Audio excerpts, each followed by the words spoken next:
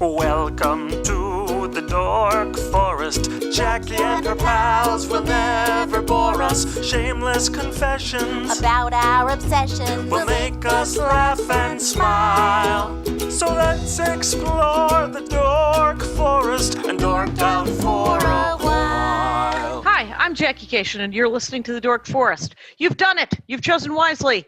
The website's JackieCation.com, DorkForest.com, TheDorkForest.com. JackieCation.com has everything, right? This podcast, links to my other podcast, links to my calendar for when stand-up comedy happens again, links to the merch. If you want a Ranger of the Dork Forest t-shirt, if you want any of my stand-up merchandise, there's a bunch of new merch over there. There's the old pins. There's a new challenge coin. There's a bunch of t-shirts. There's CDs. There's my DVD. And there's some video, and there's more of the information that you could deal with. Also, so that's on JackieCation.com, and there's a link on, of course, DorkForest.com to the merch page. The other thing you could do is you go to iTunes and review the show. That's always something that's supposed to help.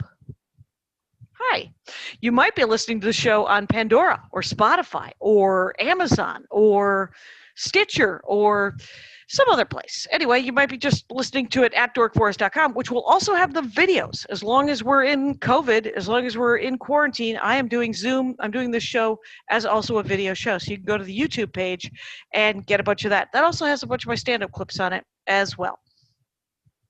Let's do the credits. Hey, Mike Rickberg wrote and composed that song that you just heard, and he sang it with his wife, Sarah. He will sing at the end of the program his words to the Mexican hat dance. Very glamorous. Patrick Brady fixes the audio, the video. He does everything, and he really kind of keeps me sane. Loving Patrick Brady, especially in these days. And then Vilmos keeps JackieCation.com rocking and rolling, as the kids say. There are several ways to support the show. I've already mentioned reviewing the show on iTunes. You could also just tell people that you love the show. That's always something. You could repost it if it's a particular episode you enjoy. You could join the Ranger page on Facebook if you like. That's just a bunch of people who love the show, and they can riff on each other and talk about the show and dorky things that they love themselves. My Twitter, Instagram, and all things, Snapchat at Jackie Cation. If you ever want to get in touch with me, it's Jackie at JackieCation.com. That's my email address. And if you want to donate, you can just give me money, quite honestly. You can PayPal me, Jackie at JackieCation.com, or use the button on JackieCation.com or DorkForest.com, and it comes directly to me. I will use it, in this case, enormously wisely on things like shelter and food until I'm on the road again. And then, and I appreciate whatever you can send. If you want to make it monthly, if you do monthly things, you can make the PayPal thing monthly. You can also, if you don't like PayPal, you can pay me by Venmo. My Venmo is just my name, Jackie-Cation, and then a picture of me windswept, I believe.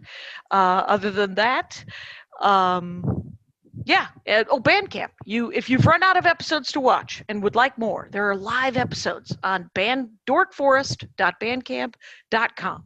And there's a bunch of episodes. There's 200 episodes before I started pre-recording. The best 17 of the horrible audio that they were are on Bandcamp. So you can listen to those for free. There's a bunch of live ones that are like $2 a piece because they cost me some money to produce. So I charge you a couple of bucks. There's also a storytelling album if you like that. So much info. Let's get into the show. Hi, it's Jackie Cation. We're trying a new thing, Rangers. We're having two people on a Zoom call.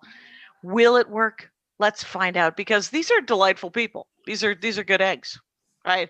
I think we know that. And so let's do it from the top. That's where I'm at. Ron Babcock, welcome to the program. Welcome back to the program. Thank you for having me, Jackie. I'm always excited to be on Dork Forest. And it's at Ron Babcock, oddly enough. That's the Twitter and all the things. Yeah, it took me a while to come up with it, but I'm really happy that I actually landed on that. That's what I like about you, is you're always writing. And what do you have albums and stuff where people should go and? Yeah, I got an album, and you can. I think it's more difficult to actually buy it than to listen to it for free at this point. So you could listen to my album, This Guy, on Spotify. You either just search for This Guy or Ron Babcock, and it comes right up. There you go. And then I got the best compliment on it. A bunch of people work at a restaurant said they would play it when they would set up the restaurant in the morning. And I was just like, that's the nicest thing. For some reason, I was like, I love that. Yeah, you're cheering people up right before work. That is you're part of the solution, my friend.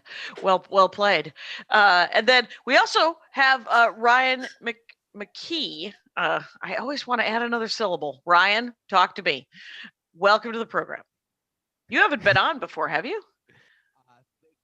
Uh-oh. No, this is my very first time, and I feel very good about being here with Ron. Good, because you guys work on the thing. You work on what your dorkdom is, which I usually frown on this. Who wants to talk about work? But you love it so.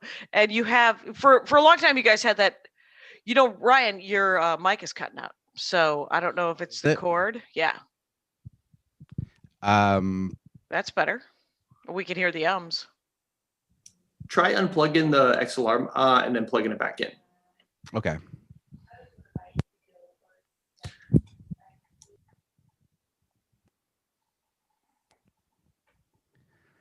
You hear me okay now? Yeah. Let's hopefully it's because it was cutting in and out, so it might have just been a short or something. Okay. Sorry about that. I think it's a lot better now. I certainly love it for what's We're gonna keep all this in, right? Probably. I did write down the word edit, but I'm loath because there's so many files, and Patrick Brady is a delight, but to add to his workload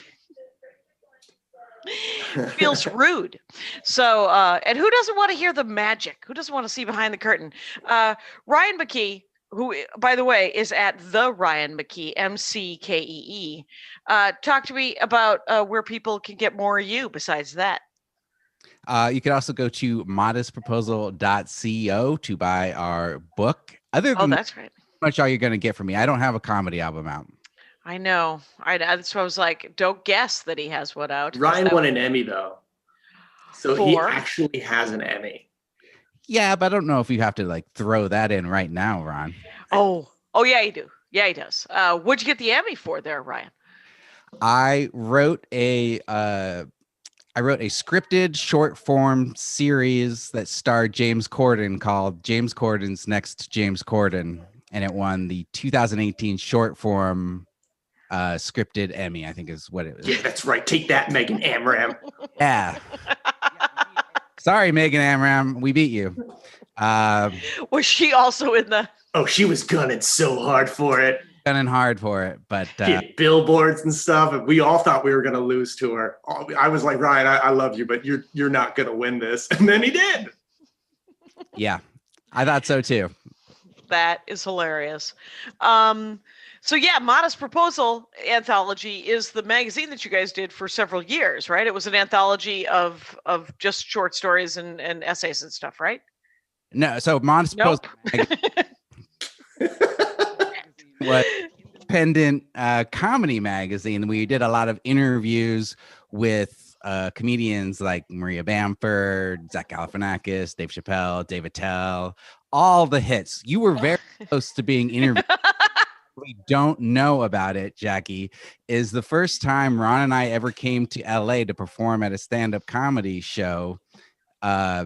You were the only one who was nice to us. We bombed, and you went up right after us. And Patton Oswalt hooked us up with the set, and we thought we were just gonna we thought we were gonna murder. Like Ryan, I was like, man, call the police because there's going to be a murder up in here. We're going to take this home. And then we just ate it in front of the hip comedy elite so hard. And you were the only person who was delightful to us. And we gave you a copy of the magazine and you were very nice about it. And we were going to interview, but then we stopped doing the magazine. So you just missed the cut. Sorry. Right. Well, it's always interesting when I don't know about something in the industry. It's actually the odds are I don't. So, but it does sound like a very nice magazine and good. People could buy the collected book, you said, at modestproposal.co? Yep. It's on Amazon. You can just Google it, Modest Proposal Anthology, and it'll come right up. Actually, it even comes up if you Google Modest Proposal. You don't even need to worry about spelling the word anthology. Right. Okay, and so now you guys are like you're both wearing the T-shirt. That is very glamorous. Yes, and I usually make people co-hosts if they need to ever share anything. That's my new thing because these are now available on the YouTube, and so people can look at us talk about their dorkdoms. And Very cool. yeah. So, but what do you so what is it? Is your dorkdom sort of indie started magazines? So to be specific, I was very into punk rock in the 90s when I was in high school. And I started learning about, they called them just zines back then. That's what all the cool kids call them. That was where you self-published a magazine about something you were passionate about. And it was almost always punk rock, or it was a memoir about a road trip, or it was like comics that you drew yourself. Or it was a comic about a memoir of a punk rock road trip.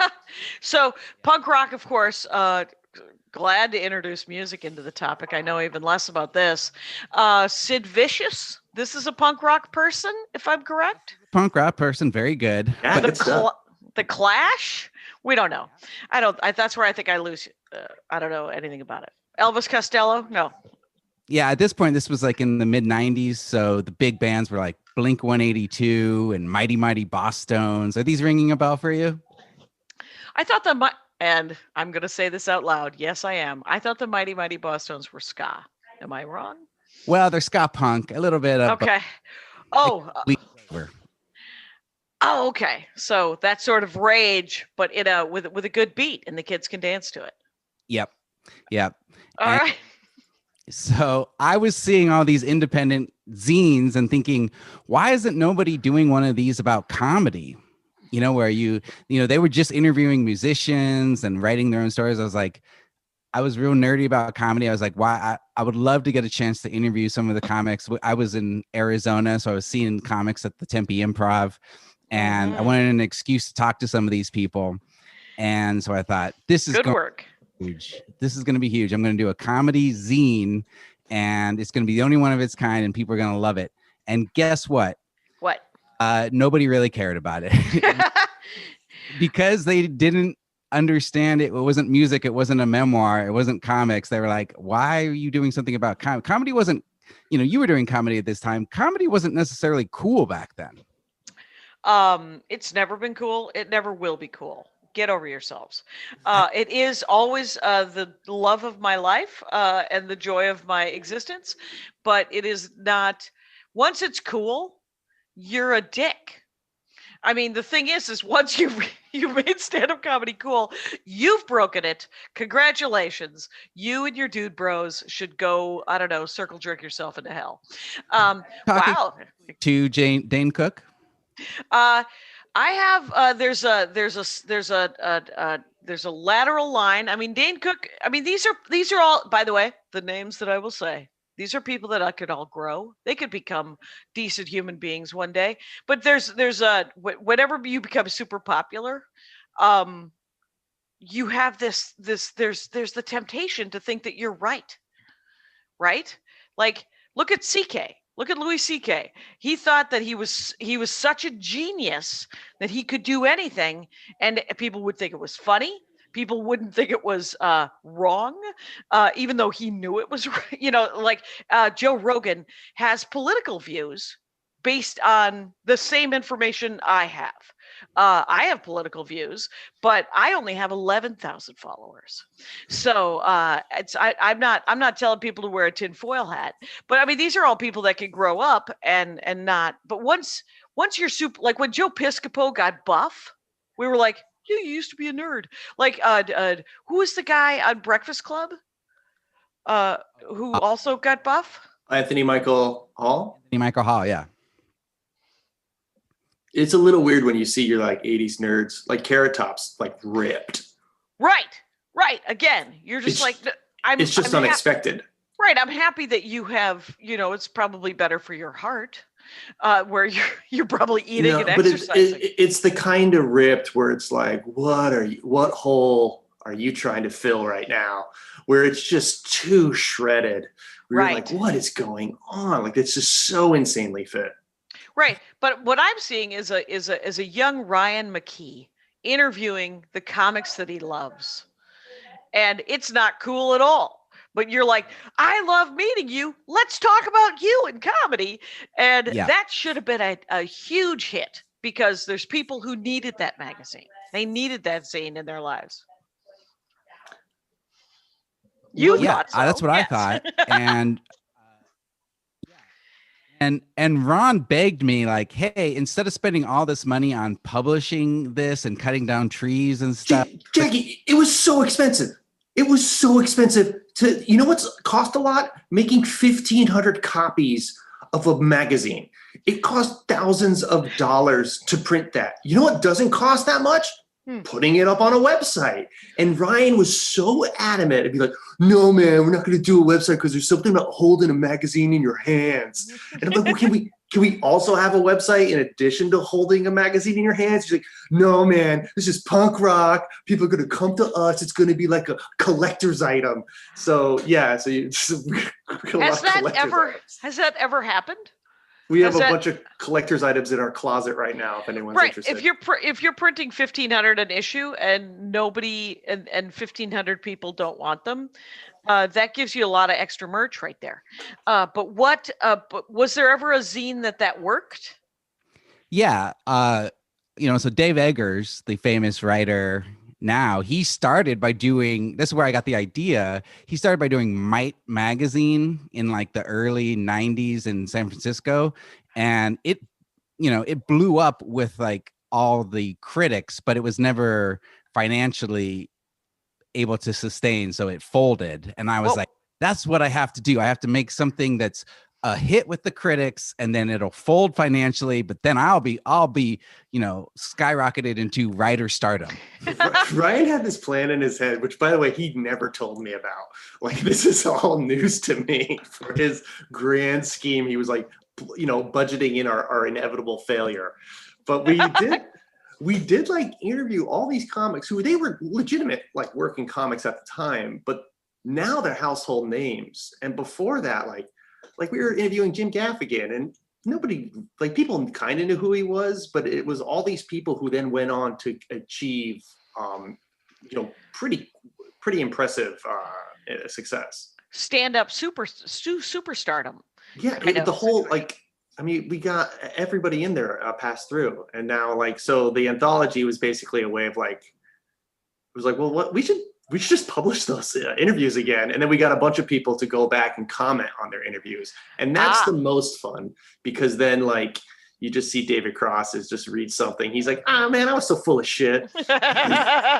See, for example, David Cross, hugely popular, cult favorite, and had this, he doesn't need to hear this, but good news, he's not listening. He had, for 3 years, I introduced myself to him, and he never remembered me. And so I just started after the 6th or 7th time. Every time I'd see him, I'd always go, Jackie Cation, David Cross, nice to see you. And by the 3rd year of that, he was like, Jackie Cation, I know. And I was like, well, I mean, and he meets 100,000 people, but he did have, when he put out his 2-hour album without edits. Mm-hmm. Yeah, that's an ego issue, but I think he has grown over that. I think he got over a hump and just sort of realized that, because I think we all have to do that, where you're like, no, I'm full of shit. And yeah, Ryan and I got over that hump pretty quick.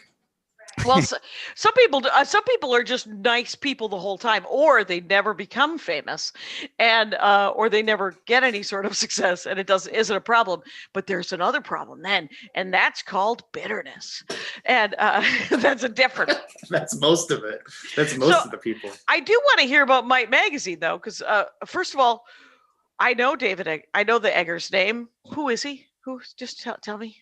He is a writer, but he also started McSweeney's, which is a big publishing company, and also satire humor publication online. He's basically Ryan's favorite person. Oh, nice. Yeah. I write this in the book. If you wanted to hack any of my email or online accounts, I had some version of Eggers in the password, whether it be like Eggers 1970 that. So you could probably go back and hack any of my old accounts. If you want to hack my MySpace, that's probably one of them. Yeah. So he started this magazine. It failed, but like a bunch of, popular writers worked for it at the time. And then he wrote a book about it called A Heartbreaking Work of Staggering Genius. And I read it in college and I thought, oh, this is now what I want to do with my life. I just want to make a, independent publication with my friends and have it become beloved by critics. And I did the first part, but not so much the second part. Well, it's interesting. It sounds the heartbreaking, staggering, that business. It makes me think of David Foster Wallace. Who was a contemporary of his. Yeah. I was going to say, yeah. Is Eggers still alive? Did he kill himself? How's he doing? He is still alive, married with children. I don't think he was as depressed as David Foster Wallace. Right. And hopefully will die in his bed of old age like George Carlin. That'll be nice. Yeah. But also very talented. So might a humor magazine back in the day, or was it a music punk? No, it was definitely not music punk. It was somewhere along what McSweeney's maybe is now. It was kind of a satirical essay humor. Very, very smart people wrote for it, like David Foster Wallace. So you can't really, speaking of collector's items, you can't really find copies of the magazine anymore unless you go on Etsy or eBay and spend like hundreds of dollars. There's only one collection that you can find of it now. It's kind of like Mike magazine. I think like shiny Adidas suits and something like that. It's named after one of the essays in it, but it's hard to find any of it. So I was obsessed with like that. I was like, that's what I wanted to become. I also had met, there's a guy in Atlanta named Henry Owens. He's kind of in the comedy community too. I think he was one of like the original road managers of the Comedians of Comedy.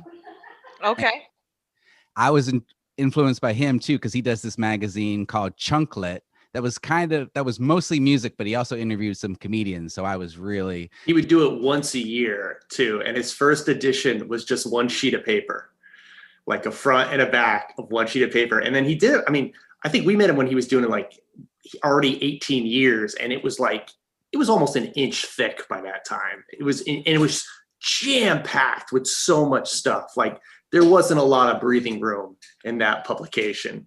What year did he start? I think he started in the 90s, and we taught, when I started talking to him in the early aughts, I think he was on episode or issue 18. He did like one a year. And like Ron is saying, it was like a Bible thick by that point. It was, it was so cool because he would do music and he would do, like a lot of like just comedy bits about that. But then he would also interview, like Ryan said, comics. And so we looked at that and we were like, well, what if we did something that was just more comedy and like a little tiny bit of music rather than the other way around? And was Modest Proposal more than once a year? Yes. I mean, we did it for 3 years and we put out 6 issues. So I don't want to give the idea like, we were in true zine fashion. We weren't like new issue every 3 months. It was just like new issue when we get to it. It was not a very steady publishing schedule. Because that's the zine way. Not a lot of people live by a code anymore. Yeah, a lot of the zine way was like new issue whenever I get to my mom's office on a weekend and I could use the photocopier. Right. So you're photocopying these things and putting them together. Was that sort of the way they were all done? Or that's the way most zines were done. And a lot of zines we loved were done like that. But we wanted to be like a professional looking zine. Some would say we wanted to be a MAGA zine. Did Ryan want to spend a lot of money? And so you guys were like, we're going to publish this. Ryan, yeah, because Ryan used to be a forest fighter for the Arizona Forestry, a wildlife forest fighter, and he put all his money into this magazine. Yeah. I so I graduated from Arizona State with an English degree, which means I had no talent or way to do any kind of career, The world was open to you, man. Yeah. That's what it was. So I convinced my friends who never went to college, because I grew up in northern Arizona, to vouch for me to be on the Forest Service fighting forest fires. And I saved up money for like 2 fire seasons, and then I just blew it all on an independent magazine on publishing, because I wasn't very good at like selling ads or anything like that. They just vouched for you and you got to go fight fires? Yeah. Did you? Yeah. What? Yeah. There's no training? There's no. I mean, I knew Ryan before that. And I gotta say, like, if you asked all my friends, hey, which one of your friends do you think is gonna be a firefighter? Ryan would have been like, I don't even last is the word. Like, he wouldn't even made the list. Oh, but you know what was so sweet is like Ron saw me about 1.5 years into doing it, and he was so turned on by my body. Jackie, I could not get over it. He was tan, he was ripped, and I was like, dude, you look amazing. Like he had to lose like 30 pounds. I was like, dude, you look incredible. I was so impressed. It was the most in shape I've ever been. Yeah. Wow. Do you have any pictures of that? Not that I'm attracted to firefighters, but I would really like to see a picture of Ryan McKee. So did you just soot all over your face? You going, yeah, I got to go back in. I can dig up some photos. I mean, this was before like everybody had an iPhone, so I didn't have like photos, but I literally have like printed photos that I could that you could take a picture of, and you're like, no, this is because I would like a calendar. So what, Ron, so your favorite was Might. What was your favorite zine from the 90s or today? I would say I love Chunkler. That I thought was like the coolest zine. And that was even like, it grew into like just being like a pretty cool independent magazine. There was one called Comet Bus that I always loved. And Comet Bus? Comet Bus. Comet. And then Comet a bus. Yeah. And he would always like handwrite his zines, and he had this like impeccable, just like handwriting. So it looked like a font, but it was just him handwriting this thing over and over and just having, thick with text. And there was also like Ryan turned me on to one called Fart Party, which was a comic, and I always like the comic scenes too. Okay, so you like when there's more art, and and then the words are there as well, of course. Yeah, I mean that's the thing is like there's so many that came out and they were so fun. But the one thing about them was they always felt a little bit almost disposable because they were just, I mean, there was different degrees of printing, but at the very base, it was just like, printed on your mom's, photocopier from her insurance job. Right. And so you read it and you probably would consume them honestly in like less than an hour. Some of you would consume in 15 minutes. And then you would like, what do I do with this? And Ryan, because you always wanted to have something you could hold in your hands. Like we wanted to have something that was a little bit more substantial, even something, dare I say, a color cover. And but black and white, are they traditionally just black and white? A lot of them. Yeah, a lot of them. But so the thing is I think I know what you're talking about. I lived in Minneapolis in the 90s, and there was a lot of talk about a band called Husker Du. Was that a punk band? Oh yeah. There we go. Bob sure. Mould. Oh yeah. Okay. I can come up with some. You still got it, Jackie. You still got it. You can hang. The good news is never had it, so always a surprise whenever I have it at all. But I worked at Kinko's from 1990 to 1991. Literally the worst job I've ever had. Anyway, but there were so many guys. There were all of the people, men, women, all of the people who worked there were in bands. And so they were using Kinko's to make their J boxes and their posters.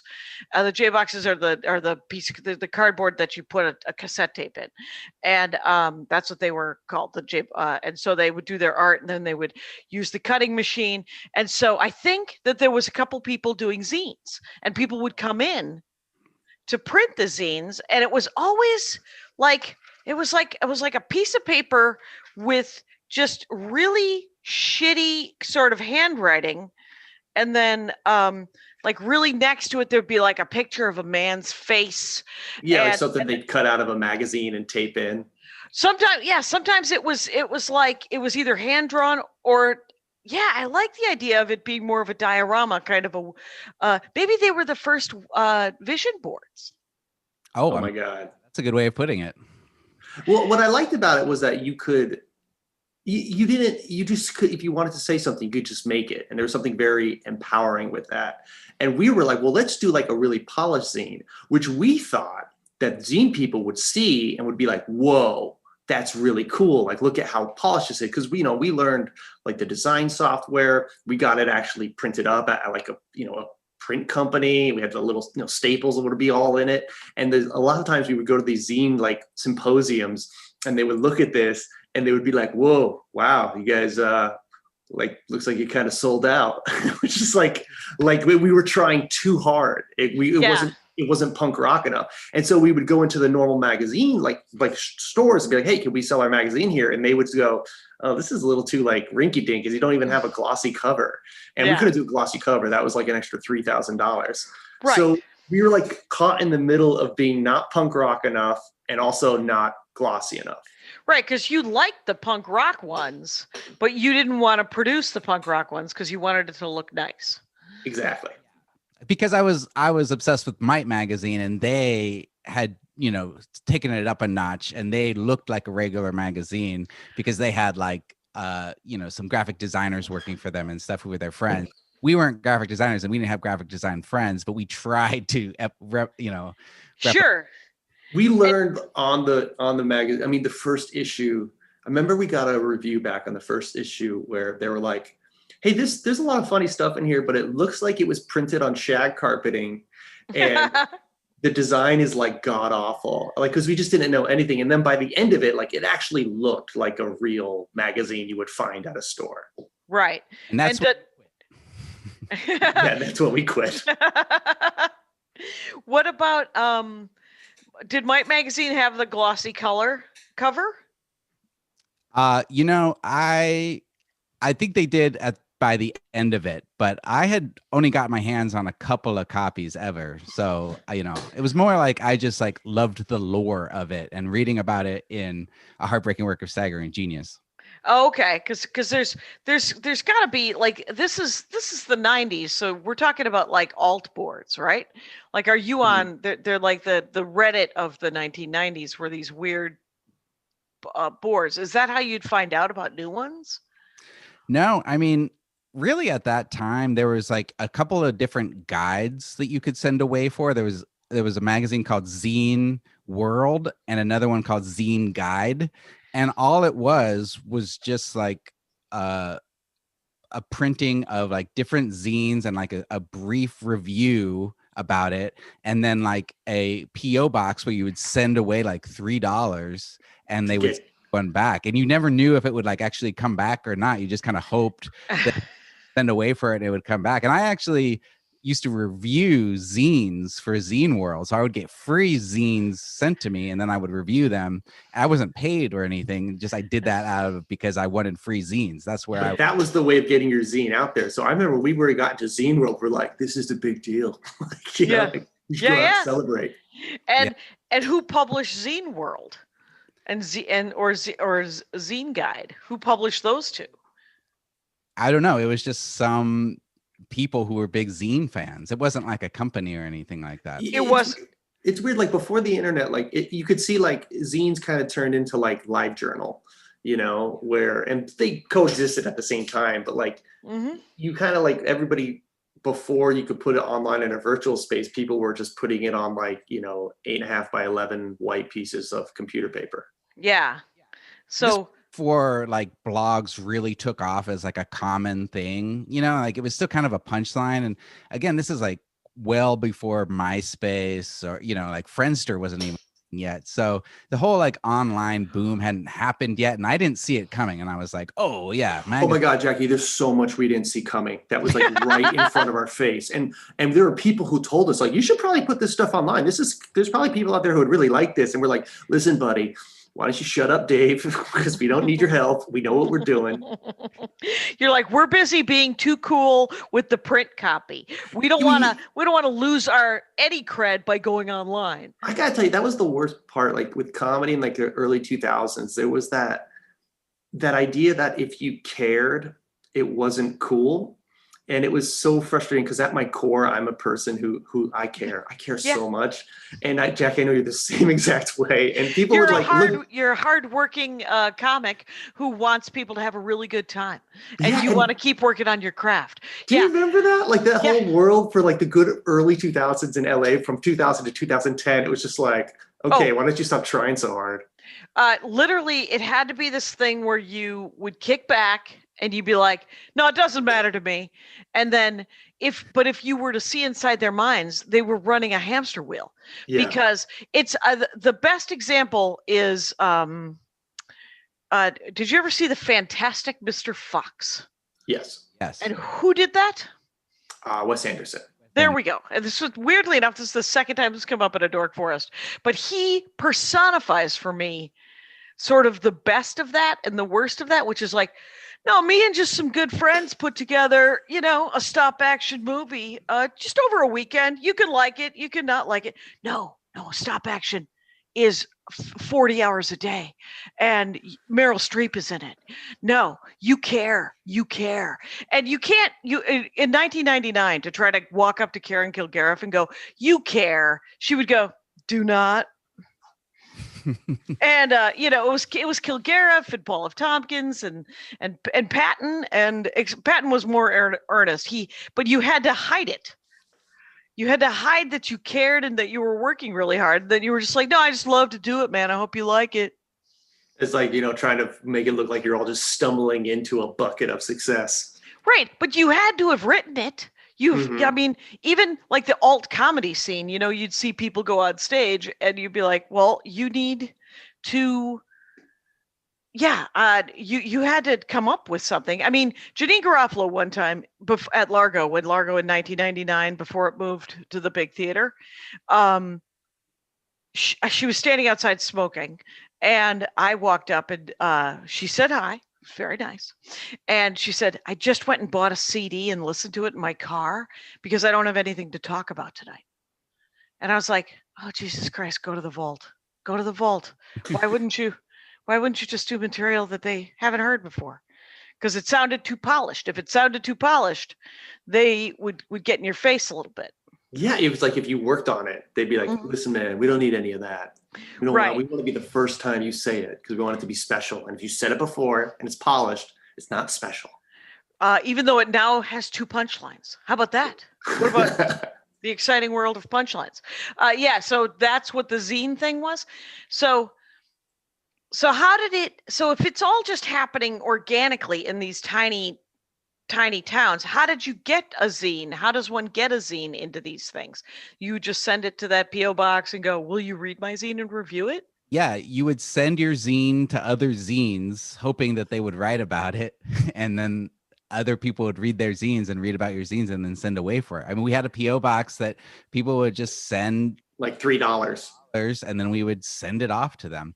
And that's how we got it. And then we also would go to zine conferences. Like we would travel to ZineCon and Los Angeles and Denver and places like had conferences where people would come. And that's where we really realized how out of our element we were, because we were the only people there wanting to talk about comedy, and people just did not want our polished looking zine. The only thing we would actually sell more of our t-shirts. And actually sell our magazine. Is that a baby? Yeah, it's a, baby with a fork and a knife.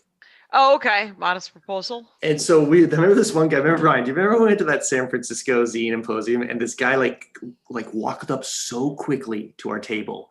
Mm-hmm. He was like, hey, how much is that? And he pointed at the t-shirt and we were like, it's like $20. And he's like, and he just slapped down a 20 and was like, thank you. And then he walked away and I was like, hey man, do you want, it comes with a free magazine. And he just was like, no. And we just kept walking. We were trying to give it to him for free and he didn't want it.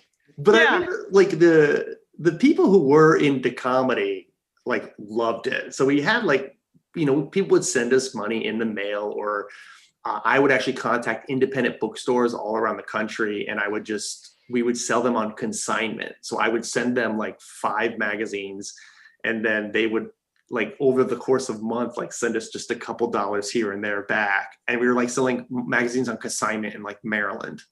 Yeah. It's interesting you didn't try and put them at the box offices at comedy clubs.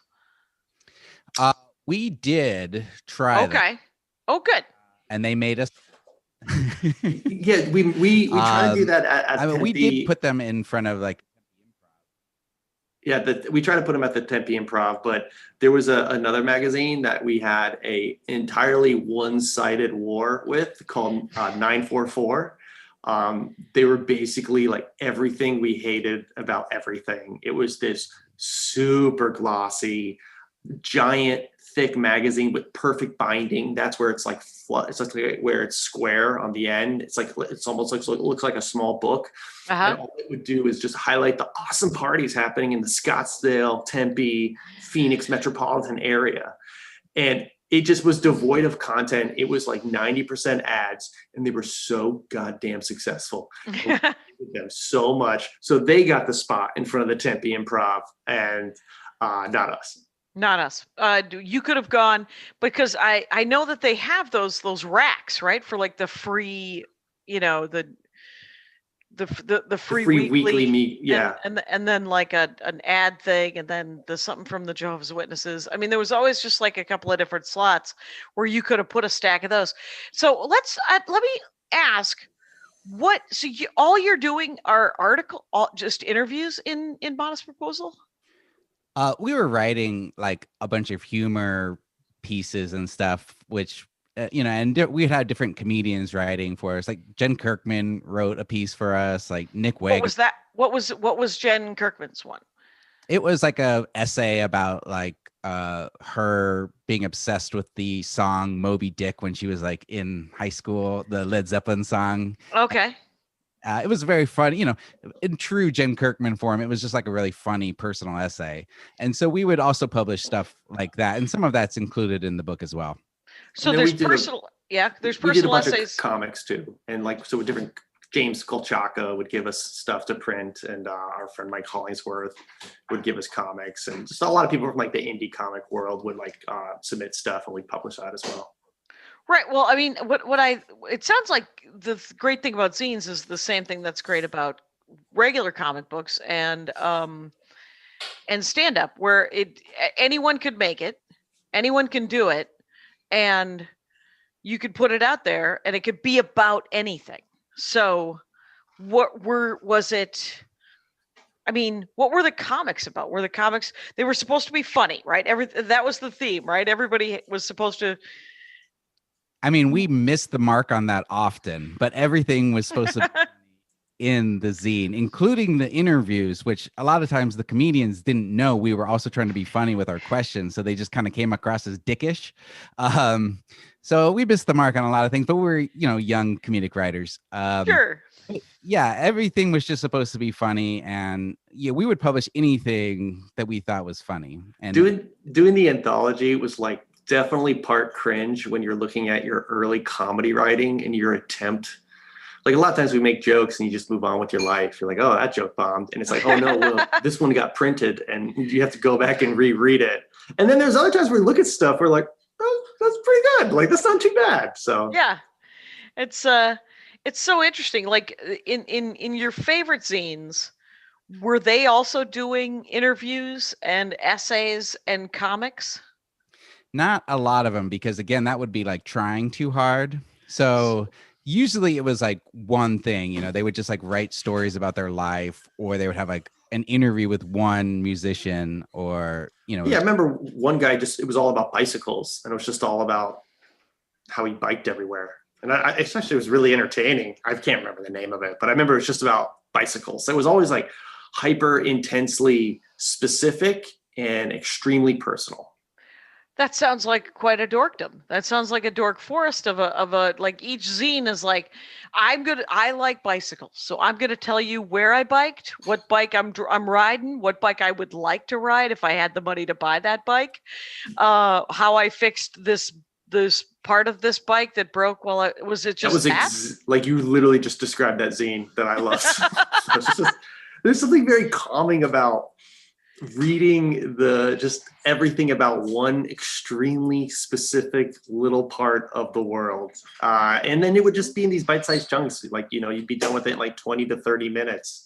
Because they're a page to what, like 10 pages? Yeah, kind of. A lot of them, like not all of them, but a lot of them were in that amount of time.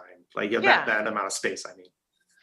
Yeah, it felt like the ones that I would see sometimes felt like they only owned that one piece of paper. So they had put a lot of the art and the writing super small in the corner and then filled up the paper as much as they could. Was that common? What was that like? That's what we did with our first issue, and that's when everybody hated it because we like just jammed it full of every single word we could think of, which Ron hazarded me against, but I was like, no, people want more words. Well, Ryan's like always like a word guy. He's like, words are like, that's the reason why people are reading. They don't read it for the white space. They read it for the words. And so I would just be like, yeah, but the white space makes it look nice. And he's like, we don't need that. And then over time, he finally acquiesced and people would be like, hey, this looks nice. And I would be like, thank you. Because I usually was the one who made it look pretty. Right. That is, so what are you guys doing it online now? What are you doing now with it? Yeah, we put some of the stuff that we didn't include in the book we have on our new website, and we have some of the interviews from the book on the website as well, but most of it's just collected in the book. I don't know what we'll totally do with our website, but I did interview Danny Tamborelli from The Adventures of Pete and Pete, which was a show on Nickelodeon. He was the younger Pete, and I always wanted to interview him for the magazine, and it didn't work out. So I was like, you know what? We have a comic friend, Jim Tews, a new comic from New York, who's actually friends with him. And I was like, hey man, can I get Danny Tamborelli's like email? He just gave it to me, and I was like, hey, can I interview you? And he's like, sure, yeah, no problem. So yeah. So that's one of the new interviews coming out. But I really love the anthology. Was like, I don't know, it was just like one of those things that we just stopped doing, and it felt so incomplete. And so the one thing about this whole lockdown situation was it allowed us to contact a lot of people who I think were down to look back and comment on their old interviews, who maybe if the world was just normal, like they probably wouldn't have time or be interested. Right, So, too fast, too much. People were like really, I was surprised at how many people were down to play and how much like they kind of enjoyed the look back. And it was kind of cool. Like I was really nervous about contacting people, and like two of the first people I reached out to were David Cross and Anthony Jeselnik, and they both said yes immediately. And I was like, well, if they'll say yes, a lot more people will probably say yes. So it was cool. I remember Anthony got right back to me. He's like, yeah, I have absolutely nothing to do. Yeah, it's and you got to ask. I mean, that's if there's anything I've learned from Elliot Cation and absolutely my life is that you have to ask.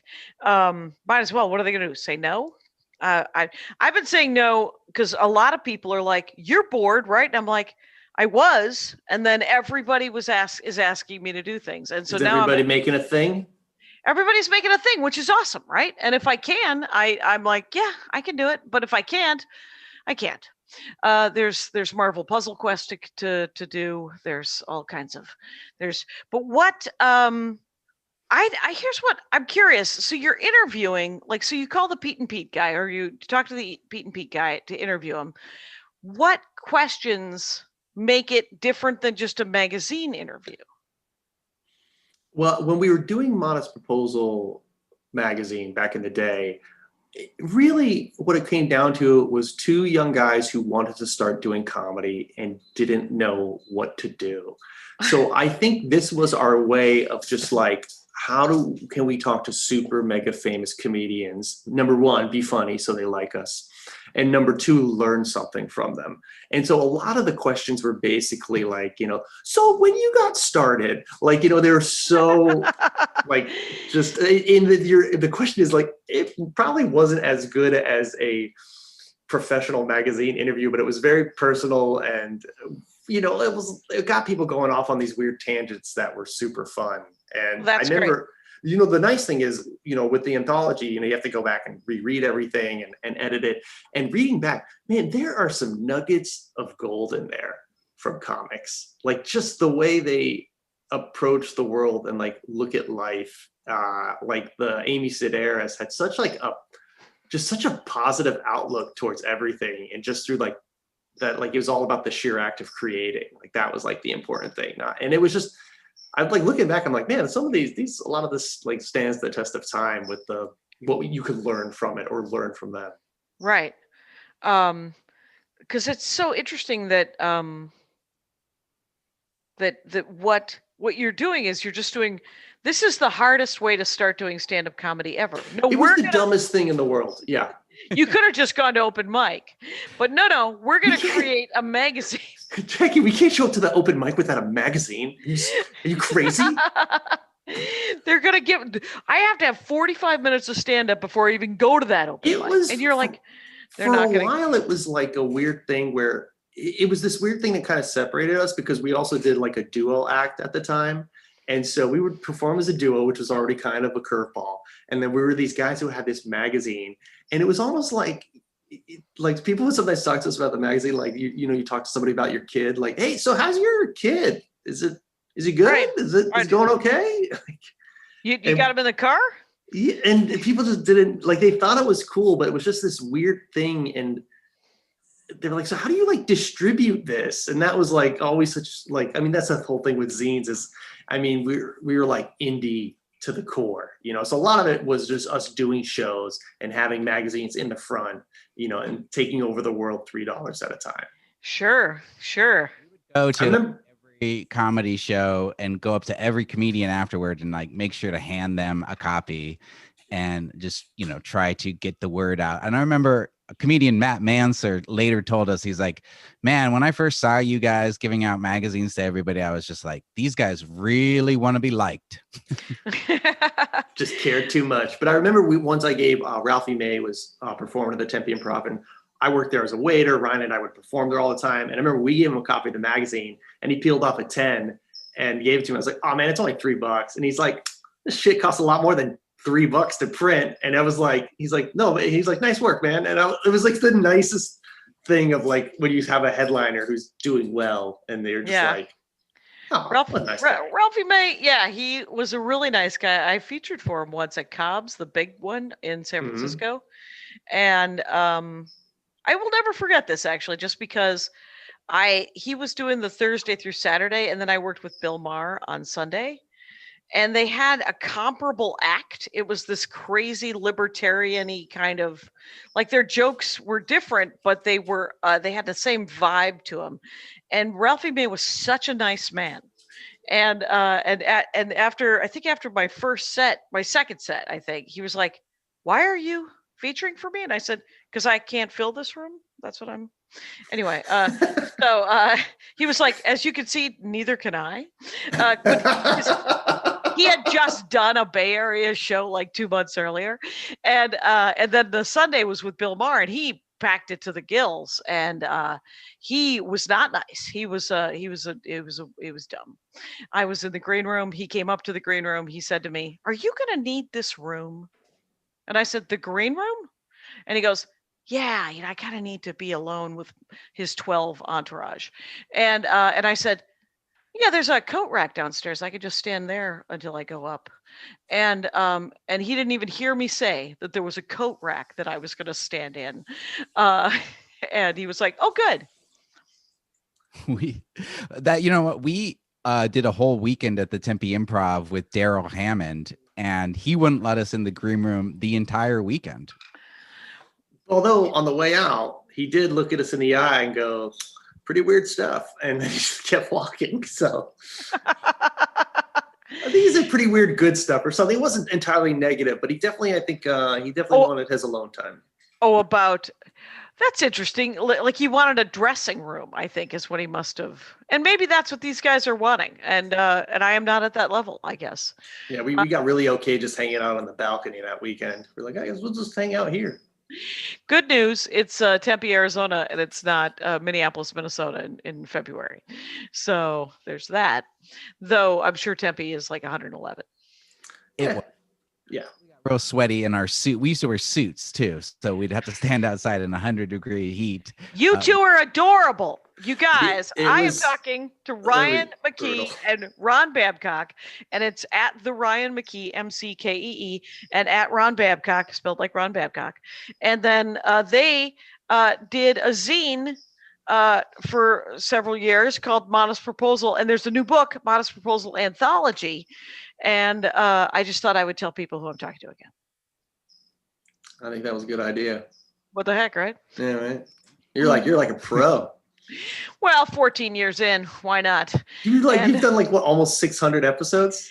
800, because there's 213 that are, the audio is so bad because it was done. That's why I don't like doing Zoom shows, is it reminds me of when they were all just conference calls with Blog Talk Radio. I did 200 episodes with Joe Wilson.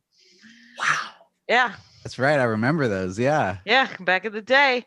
And speaking of not knowing and trying too hard, and yep, you just keep plugging along. And I had like 500 listeners, and that's fine. It's better than none. How many did you guys end up selling? Did you guys like what are small numbers? What are big numbers? I'm sure you were somewhere in the middle. Ryan, I have no idea. What do you think we actually sold cumulatively? Like of the magazines, we probably I don't know. What was the print run? Well, the print run was like 1,500, and we did 6, and we probably actually sold maybe 500 over the 3 years. No, I don't know about that, because we turned on the print run for the last one. We upped it to like 2,500.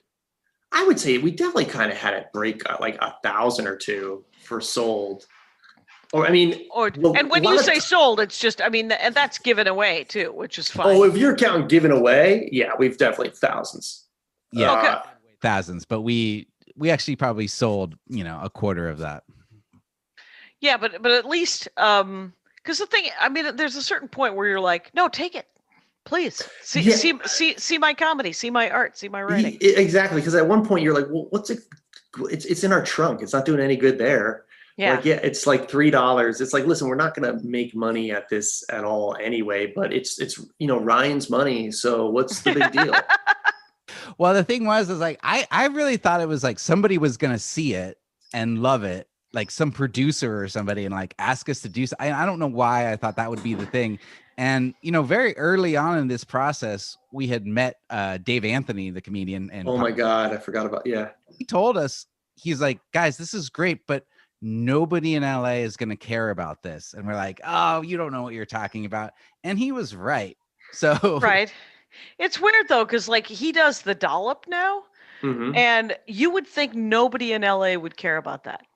But they've got like 100,000 listeners, and yeah, and he gets work from it, So yeah, they do theaters now.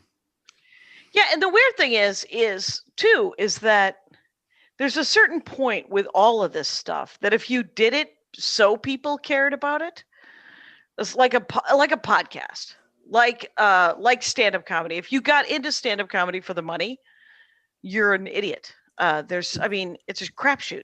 There is something to the whole like not caring thing we were talking about before. Like that cannot be the main motivator. Like it has to be the core thing that motivates you to do something, not the fact that it's going to be consumed by anybody else. Like the sheer act of it has to be the thing that is the reason why you're doing it.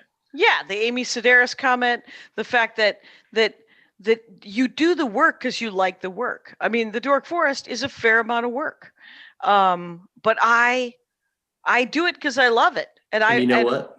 Yeah. If that forest ever catches on fire, Ryan McKee is going to put it out. So that's bananas that you were a firefighter. Yeah, you think that when you go camping, there'd be one guy who actually would know how to start the fire. He's okay at it.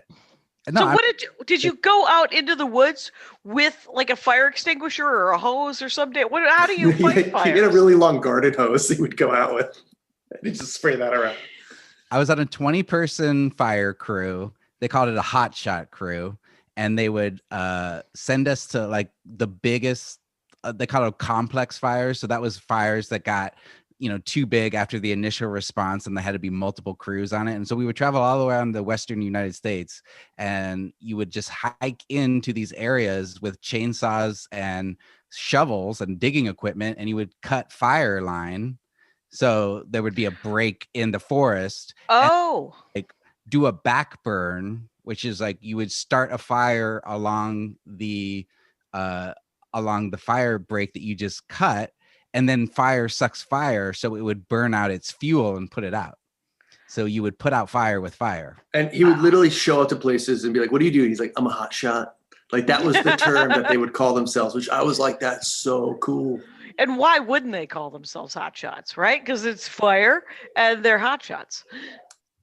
They're helpers. It's that's awesome. I didn't come up with the name. I always thought it was ridiculous, but that's how they differentiated like different crews from like, Helitech or, smoke jumpers or stuff like that. Oh, like every team had a name, Yeah. Every team had a cool ass name. I'm a smoke jumper. I'm a hot shot. I'm Helitech. Helitech, they probably ran the helicopters. Did they work on the? Very good. Sure, I can follow along. It's so. Are there any zines you're reading today? Are there people still making them?